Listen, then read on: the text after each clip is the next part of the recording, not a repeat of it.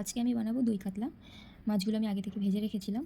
এরপর আমি ফোড়নে দিয়ে দিয়েছিলাম তেজপাতা, শুকনো লঙ্কা, গোটা জিরে আর দারচিনি দিয়ে ভালোভাবে নাড়িয়ে চাড়িয়ে নেব। নাড়িয়ে চাড়িয়ে দিয়ে পেস্টগুলো করে রেখেছিলাম, তো পেস্টগুলো দিয়ে দেবো। দেখো এখানে মশলার পেস্টের মধ্যে ছিল পেঁয়াজের পেস্ট ছিল, আদা রসুন আর কাঁচা লঙ্কা। পেস্টগুলো আমার দেওয়া হয়ে গেছে। এবার আমি গুঁড়ো মশলাগুলো অ্যাড করে দেবো।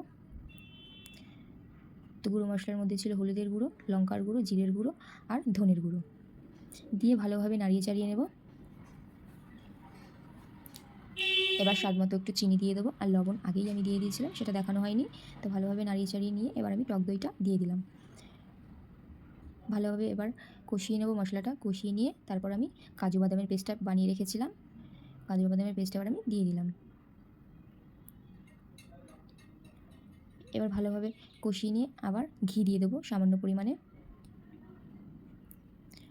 মশলাটা দিয়ে দেখো তেল বেরিয়ে গেছে।